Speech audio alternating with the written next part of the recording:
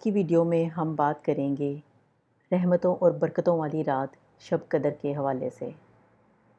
شب قدر وہ رات ہے کہ جو ایمان والوں کے لیے مغفرت اور رحمت کا پیغام لے کر آتی ہے۔ اس رات میں اللہ کی رحمت کے دروازے کھلے ہوتے ہیں۔ ماہ رمضان المبارک کے آخری عشرے میں یہ مستور ہے۔ عظیم رات گناہگاروں کی مغفرت کی رات ہے، مجرموں کی جہنم کی آگ سے آزادی کی رات ہے۔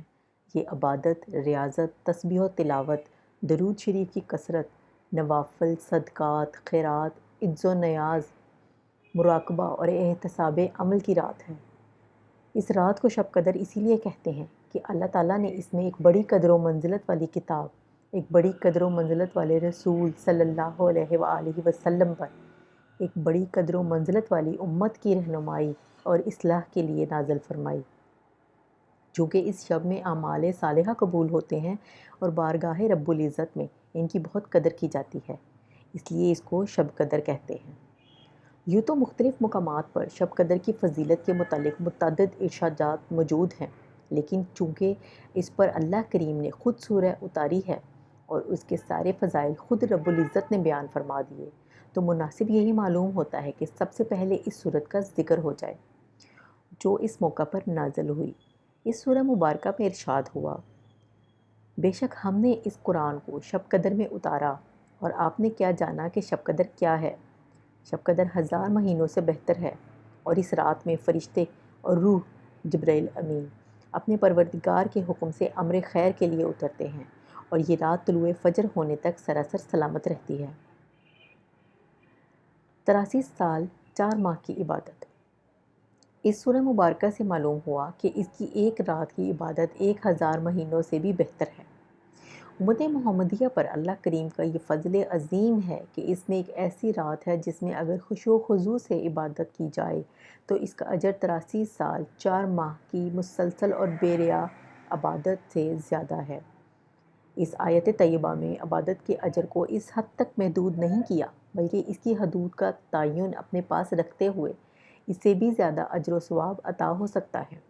اس ضمن میں مختلف مفسرین کی آراء موجود ہیں، جن کو پڑھ کر یہ نتیجہ اخذ کیا جا سکتا ہے کہ جو شخص جتنا زیادہ خشوع و خضوع سے اللہ کی عبادت کرے گا، اس کے اجر میں اتنا اضافہ ہوگا۔ سورہ قدر کا شان نزول ہم بیان کریں تو لیلہ قدر کے حوالے سے نازل ہونے والی اس سورہ کی شان نزول کے حوالے سے مختلف روایات موجود ہیں۔ سرکار دو عالم صلی اللہ علیہ وآلہ وسلم نے سنا کہ صحابہ کرام سابقہ امتوں کے لوگوں کی عمروں کی طوالت کے بابت گفتگو کر رہے تھے اور اس بات پر مغموم تھے کہ ان کی عمریں سب سے کم ہیں۔ سابقہ امتوں کے لوگ اعمال میں سبقت لے جائیں گے، اور بعض جگہ یہ بھی ذکر ہے کہ رسول صلی اللہ علیہ وآلہ وسلم نے خود خیال فرمایا کہ میری امت کے لوگوں کی عمریں کم ہیں تو اعمال میں دیگر امتوں کے لوگ سبقت لے جائیں گے، جس پر اللہ کریم نے یہ آیات نازل فرمائیں۔ اگر ان آیات کے مضامین کو اختصار کے ساتھ بیان کیا جائے تو کچھ یوں ہوگا۔ اللہ کریم نے اس رات وہ کتاب نازل فرمائی جو بنی نوع انسان کی ہدایت کے لیے ہے اور ان کے لیے دنیوی اور اخروی سعادت کا سامان ہے۔ دوسری ہے، اس سورہ مبارکہ میں لیلۃ القدر کی فضیلت کو سوالیہ انداز میں بیان کیا گیا ہے اور اس کی اہمیت کو اجاگر کیا گیا ہے۔ اس میں امت مسلمہ کی خوشخبری دی گئی ہے کہ اگر تم اس ایک رات میں عبادت کرو گے تو آپ کو 1000 مہینوں کا اجر و ثواب ملے گا۔ اس رات میں فرشتے نازل ہوتے ہیں اور اللہ کی طرف سے خیر و برکت لے کر آتے ہیں، اور یہ سلسلہ طلوع فجر تک جاری رہتا ہے۔ شب قدر کی کیا علامات ہیں؟ حضرت عبادہ بن صامت رضی اللہ عنہ سے کی جانے والی ایک روایت میں شب قدر کی درج ذیل علامات بیان کی گئی ہیں، جن میں یہ ہیں کہ یہ رات چمکدار اور صاف ہوتی ہے، یہ نہ زیادہ گرم اور نہ زیادہ سرد، بلکہ خوشبودار اور معتدل ہوتی ہے۔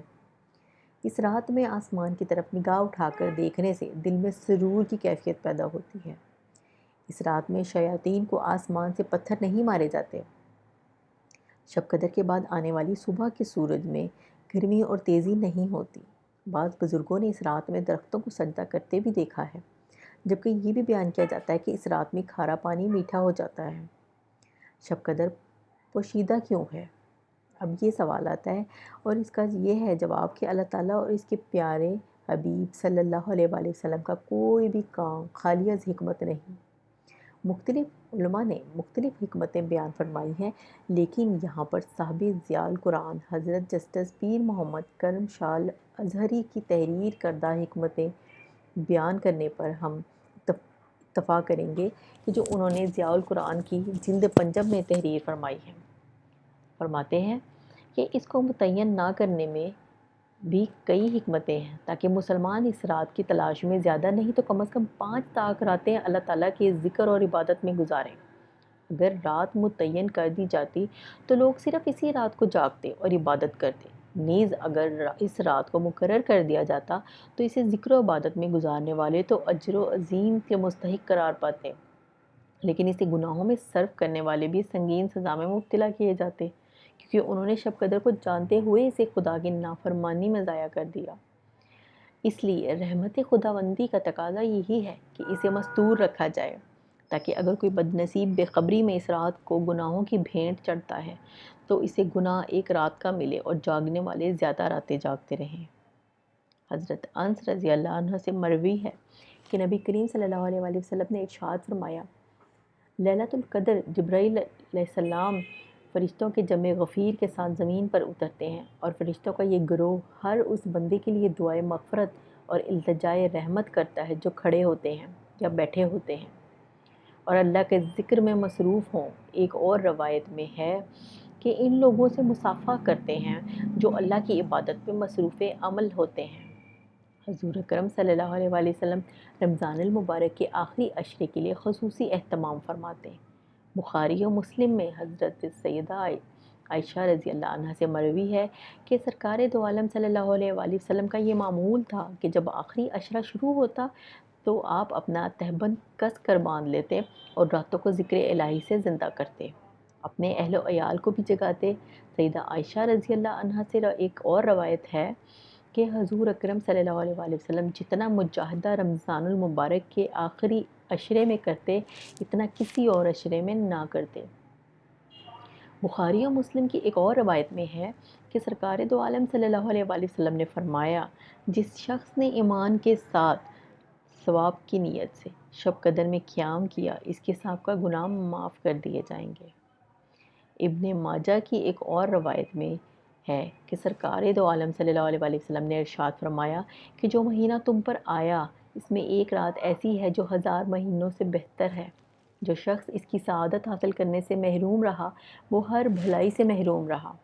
نیز فرمایا کہ لیلۃ القدر کی سعادت سے صرف بدنصیب محروم رہ سکتا ہے۔ ابن ماجہ میں ہی ایک اور روایت ہے کہ سیدہ عائشہ صدیقہ رضی اللہ عنہ فرماتی ہیں کہ سرکار دو عالم صلی اللہ علیہ وآلہ وسلم رمضان المبارک کے آخری عشرے میں باقی دونوں سے بہت زیادہ کوشش فرماتے تھے۔ غنیۃ الطالبین میں حضرت سیدنا عبد القادر جیلانی محبوب سبحانی ارشاد فرماتے ہیں کہ لیلۃ القدر میں زمین کا کوئی ٹکڑا ایسا نہیں ہوتا جہاں فرشتے سجدہ یا قیام کی حالت میں مومن مردوں یا عورتوں کے لیے دعا نہ مانگ رہے ہوں۔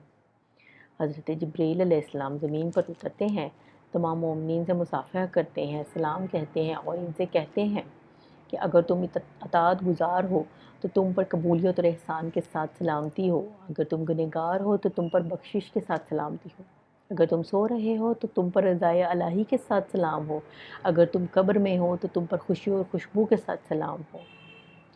ناظرین، شب قدر وہ رات ہے کہ جو ایمان والوں کے لیے مغفرت اور رحمت کا پیغام لے کر آتی ہے۔ اس رات میں اللہ کی رحمت کے دروازے کھلے ہوتے ہیں۔ جو رزق مانگتا ہے اس کو رزق عطا کیا جاتا ہے، جو عافیت مانگتا ہے اس کو عافیت عطا کی جاتی ہے، جو صحت کا سوال کرتا ہے اللہ کی بارگاہ سے اس کو صحت کا تحفہ عطا ہوتا ہے، جو خیر و برکت اور بھلائی کی دعا مانگتا ہے اس کو خیر و برکت عطا کی جاتی ہے۔